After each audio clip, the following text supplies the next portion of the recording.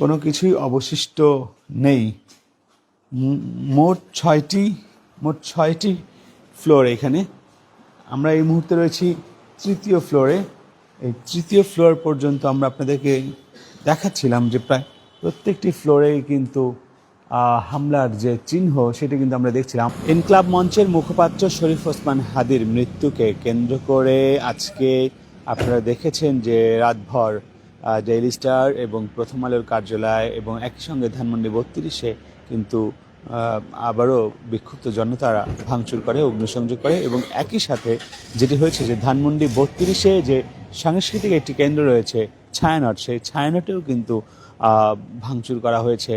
আমাদের কাছে যে তথ্য রয়েছে সেই তথ্য অনুযায়ী রাত 1টা থেকে 1:30 নাগাদ কিছু লোক ছায়ানটের সামনে অগ্নিসংযোগ করেন এবং তারপর হঠাৎই প্রায় 1.5 থেকে 2 শতাধিক তৌহিদি জনতা বা বিক্ষুব্ধ জনতা, আমরা যাই বলি না কেন, তারা আসেন এবং পরবর্তীতে এই ভবনটি নিচতলা থেকে শুরু করে 6 তলা পর্যন্ত প্রায় প্রত্যেকটি ফ্লোরেই তারা ভাঙচুর করেছে। আমরা যদি একটু দেখাই আপনাদেরকে দর্শক, আমি রয়েছি আপনাদের সঙ্গে জাগো নিউজ থেকে রাকিব হাসান। আমরা যদি একটু দেখাই এই ভেতরের যে অংশ, এই পুরো ভবনটিতে মাত্র দুজন নিরাপত্তা প্রহরী ছিল এবং পরবর্তীতে তারা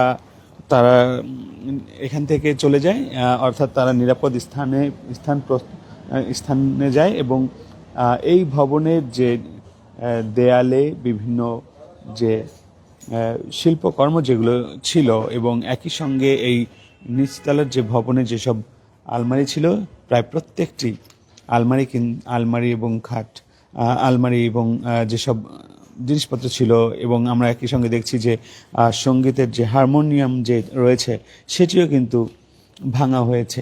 আমরা এই ভবনের যতটুকু জানতে পেরেছি, এই ভবনের প্রায় নিচতলা থেকে 6 তলা পর্যন্ত প্রায় প্রত্যেকটি ফ্লোরেই কিন্তু যে তাণ্ডব, সেই তাণ্ডব কিন্তু চালানো হয়েছে। আমরা একটু আপনাদেরকে দোতলায় নিয়ে দেখাবো।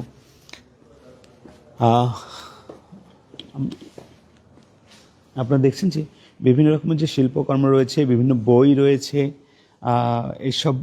এই বই রয়েছে এবং বুক শেলফ যেসব রয়েছে, সব বাদ্যযন্ত্র যেসব রয়েছে সবগুলোর উপরেই কিন্তু যারা বিক্ষুব্ধ জনতা ছিল তারা কিন্তু হামলা চালিয়েছে এবং প্রায় প্রত্যেকটি কক্ষে তারা হামলা চালিয়েছে। আমরা এই মুহূর্তে যে দোতলায় রয়েছি এবং এই দোতলায় যেসব ফার্নিচারগুলো রয়েছে সেসব ফার্নিচার বলা যায় যে প্রায় প্রত্যেকটি কক্ষে তারা ভাঙচুর করেছে। আমরা একটু এই রুমগুলো, এটা সভাপতি রুম, এই রুমের ভেতরে চেয়ার টেবিল সব ভাঙা রয়েছে।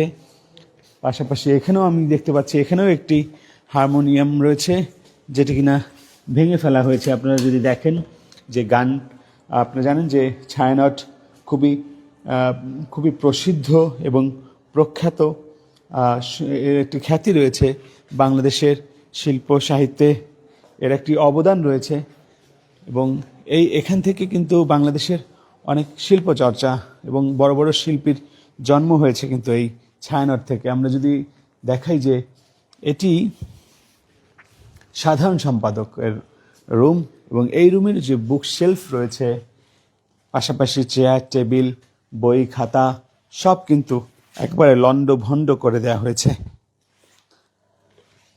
আপনারা জানেন যে গত শুক্রবার আততায়ীর গুলিতে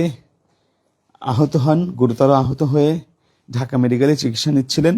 পরবর্তীতে উন্নত চিকিৎসার জন্য তাকে শরীফ ওসমান হাদিকে এভারকেয়ার হাসপাতালে পাঠানো হয় এবং পরিস্থিতি অবনতি ঘটায় তাকে সিঙ্গাপুরে পাঠানো হয় এবং সিঙ্গাপুরে তিনি বেশ কয়েকদিন চিকিৎসাধীন থেকে আজ অর্থাৎ গতকাল রাত 9টার কিছুক্ষণ পর মৃত্যুর কোলে ঢলে পড়েন এবং তার মৃত্যুর সংবাদ ছড়িয়ে পড়ার পরপরই কিন্তু এই যে ছায়ানট এবং একই সঙ্গে শাহবাগ, পুরো রাজধানী সহ সারা দেশ কিন্তু উত্তাল হয়ে পড়ে।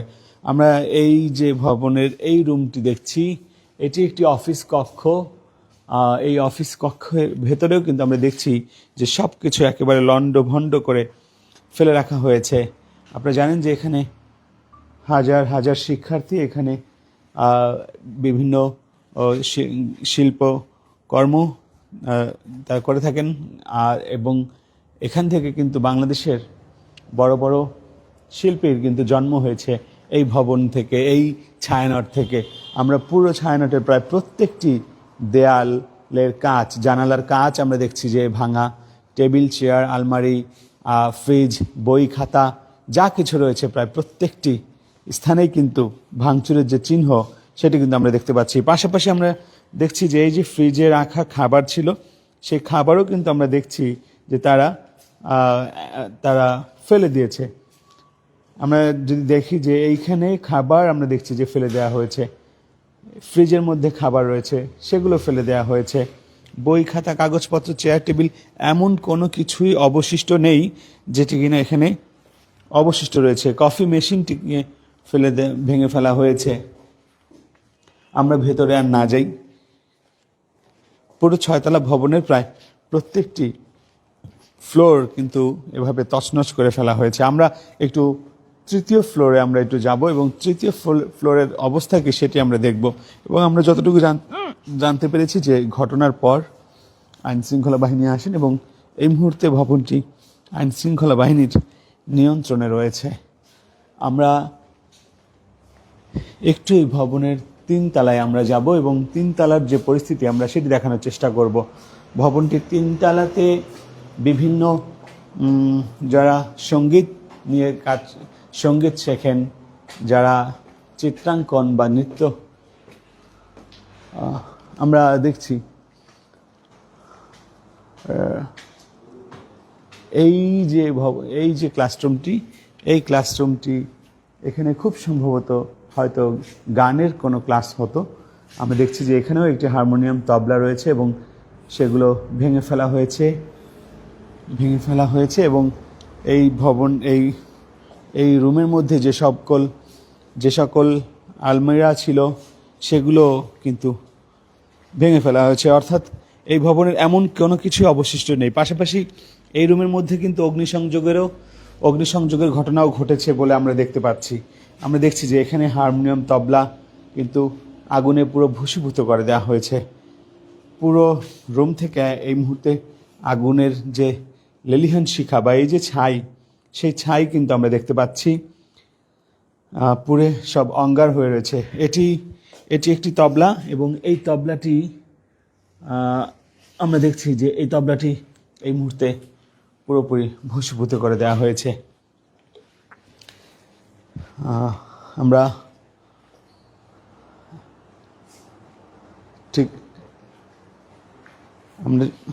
প্রত্যেকটি ফ্লোরে যে শিশুদের আঁকা বিভিন্ন চিত্রাঙ্কন, শিশুদের পড়াশোনার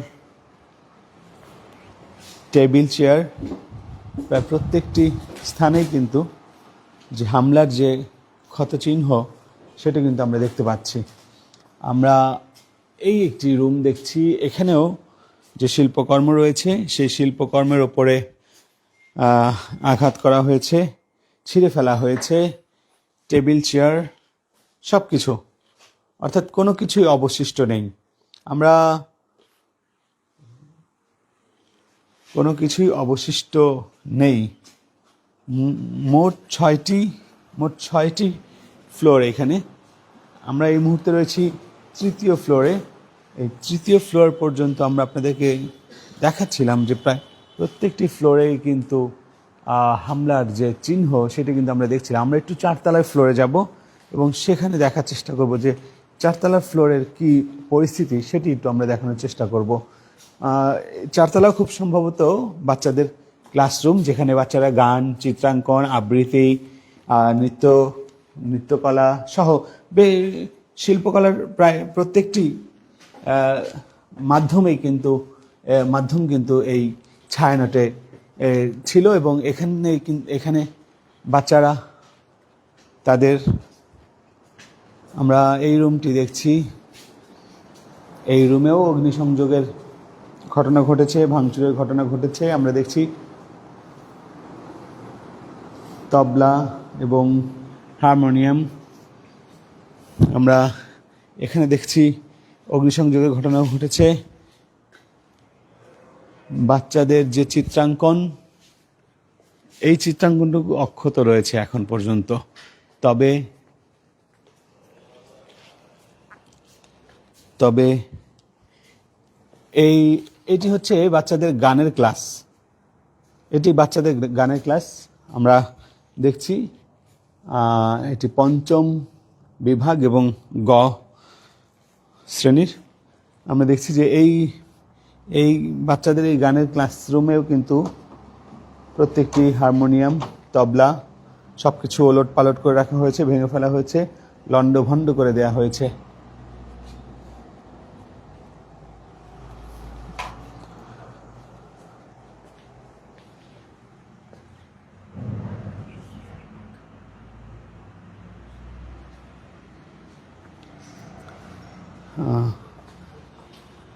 আমরা আরেকটি রুম আপনাদেরকে দেখাবো।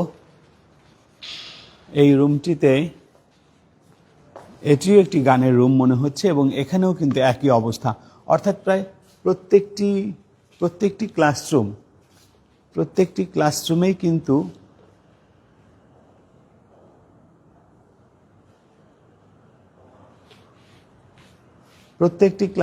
কিন্তু এই যে মানুষের যে ক্ষোভ, সেই ক্ষোভের যে বহিঃপ্রকাশ সেটি কিন্তু আমরা দেখতে পাচ্ছি। আমরা একটু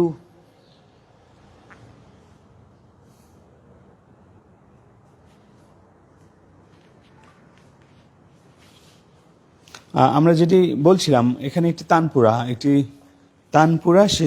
এটিও ভেঙে ফেলা হয়েছে। অর্থাৎ আমি যেটি বলছিলাম যে দর্শক, মূলত শরীফ ওসমান হাদির মৃত্যুর ঘটনায় সাধারণ মানুষের মধ্যে এক ধরনের যে ক্ষোভের সৃষ্টি হয়েছে, সেই ক্ষোভ থেকে আমরা যেটি দেখলাম যে আজকে বেশ কয়েকটি স্থাপনায় ভাঙচুর এবং অগ্নিসংযোগের মতো ঘটনা ঘটেছে এবং সেই রেশ এসে কিন্তু এই ছায়ানটেও পড়েছে। এবং ছায়ানটের যারা কোমলমতি শিশু যারা রয়েছেন, শিল্পকর্ম নিয়ে যারা কাজ করেন, শিল্প সাহিত্যের নানা শাখা প্রশাখায় যারা বিচরণ করেন, তাদের কিন্তু তীর্থস্থান হিসেবে ছায়ানট খুবই সুপরিচিত। এবং আপনারা জানেন যে পহেলা বৈশাখে এলেই যে রমনার বটমূলে যে প্রথম ভোরের আলো ফোটার সাথে সাথেই যে প্রথম বাংলা বর্ষকে বরণ করার জন্য যারা প্রথমেই কাজ করে থাকেন, বা শিল্পের প্রথম যে দিকটি এসে হে বৈশাখ বিভিন্ন সাংস্কৃতিক যে কর্মকাণ্ডগুলো করে থাকে, সেটি কিন্তু এই ছায়ানট থেকেই মূলত করা হয়ে থাকতো। তো এই ছায়ানটে আমরা যেটি দেখলাম যে শরীফ ওসমান হাদির মৃত্যুর ঘটনাকে কেন্দ্র করে মানুষের মধ্যে যে ক্ষোভ, সেই ক্ষোভের যে বহিঃপ্রকাশ সেটি কিন্তু এই ছায়ানটে এসে পড়েছে। তো আমরা জানানোর চেষ্টা করছিলাম ছায়ানটের ভাঙচুরের পর সর্বশেষ যে পরিস্থিতি, সেটি দেখানোর চেষ্টা করছিলাম। আমি ছিলাম এতক্ষণ রাকিব হাসান। আমরা আবারও আপনাদের সঙ্গে যুক্ত হব অন্য কোনো বিষয় নিয়ে। সে পর্যন্ত সবাই ভালো থাকবেন, সুস্থ থাকবেন, জাগো নিউজের সঙ্গে থাকবেন।